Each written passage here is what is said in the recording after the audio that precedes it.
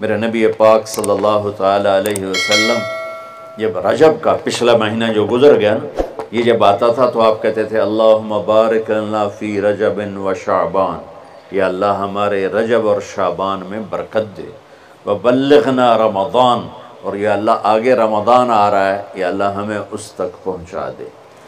اور آپ شعبان میں سب سے زیادہ روزے رکھتے تھے، کبھی کبھی پورا مہینہ شعبان کے روزے آپ رکھتے تھے۔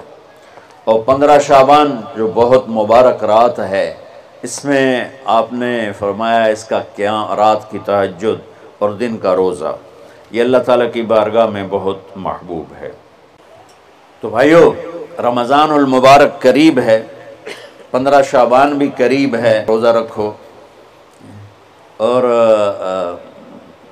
رات کو اللہ سے مانگو تو دعائیں قبول ہیں۔ اور اس رات میں بھی اللہ تعالیٰ فرماتا ہے، میرے نبی نے فرمایا کہ میں سب کی بخشش کرتا ہوں جو اٹھے ہوتے ہیں، رو رہے ہوتے ہیں، 5 آدمیوں کے سوا، 5 انگلیاں۔ پہلا سنو، مشرک، دوسرا شاحن، دل میں بغض کینہ رکھنے والا، تیسرا المسبل، متکبر تکبر کرنے والا، چوتھا عاق لوالدیہ، والدین کو برباد کرنے والا۔ ایک ہوتا ہے کبھی کبھی اونچا بول ہو جائے، گستاخی کا، اس کو نافرمانی کہتے ہیں۔ عاق ہوتا ہے پھاڑ دینا، ایسا پھاڑنا کہ جڑ نہ سکے، جو والدین کے جگر چیر دے اور ان کے کلیجے جلا دے، اس کی اس رات بخشش نہیں ہوتی۔ وَمُدْمِنُ خَمْرٍ، اور روز شراب پینے والا، عادی نشے والا، ایک اس کی بخشش نہیں ہوتی۔ بخشش نہ ہونے کا کیا مطلب ہے؟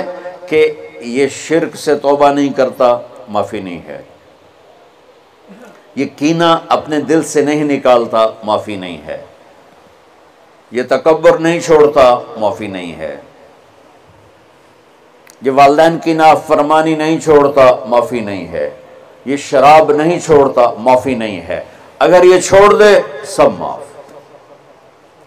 ادھر یہ توبہ کرتا ہے، ادھر اللہ سارے گناہوں کو دھو کے پاک کر دیتا۔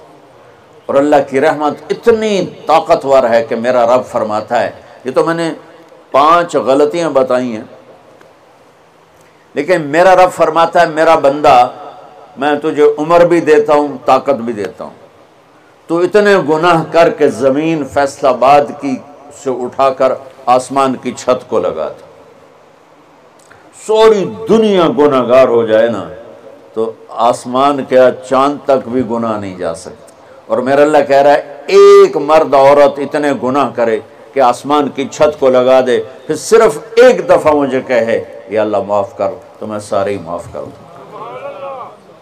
تو بھائیو، یہ رات بھی معافی مانگنے کی ہے۔ اور اگر رمضان کا مہینہ تو پورا معافی کا مہینہ ہے کہ دوزخ کے دروازے بند ہو جاتے ہیں، جنت کے دروازے کھول دیے جاتے ہیں، شیطان قید، آپ دیکھتے نہیں نمازی کیوں بڑھ جاتے ہیں رمضان شریف میں، کہ وہ نامراد قید ہو جاتے، تو کسی کو زنجیروں میں باندھو وہ چل تو نہیں سکتا، چھوڑ دو زنجیریں تو چل پڑے گا۔ تو اللہ تعالی ہم سب کی حفاظت فرمائے، کوئی دعویٰ نہ کرے، لیکن جو تھوڑا سا غفلت میں ہوتا ہے تو ایمان کمزور ہوتا ہے، انہوں تو شیطان بن کے جاؤں ہی نہیں دیتے۔ جمعے جاواں گے، جمعے کئی جمعہ بھی نہیں پڑھتے، عید تے جاواں گے، کوئی عید بھی نہیں پڑھتا۔ یہیں یہ ایک نگینہ سینما کے مالک نے بیان کروایا تھا اور اس نے بعد میں اس سینما کو گرا دیا، آج کل وہ کینیڈا میں ہوتا ہے۔ تو وہ سینمے کا جو تھا نا مینیجر، وہ میرے پاس آیا، کہا مولانا آج میں پہلی نماز پڑھی ہے۔ وہاں ہم نے مغرب کی نماز پڑھی، اس کے بعد بیان ہوا، بیان کے بعد وہ اتنا ہنگامہ ہوا کہ رش بہت تھا، تو وہاں نماز پڑھی نہیں جا سکے۔ ہم نے کہنے لگا، میں چل رہا تھا میرے ساتھ ساتھ، مولانا آج میں پہلی نماز پڑھی۔ میں نے کہا کیا مطلب؟ کہا جی یہی کہ آج زندگی دی پہلی نماز پڑھی، ہوگا راؤنڈ اباؤٹ 40-45 سال کا۔ میں کہا پہلی نماز؟ ہاں جی پہلی نماز۔ جمعہ پڑھے؟ نہیں کدی نہیں۔ عید؟ نہیں کدی نہیں۔ اج پہلی نماز تواڈے پیچھے پڑھی ہے۔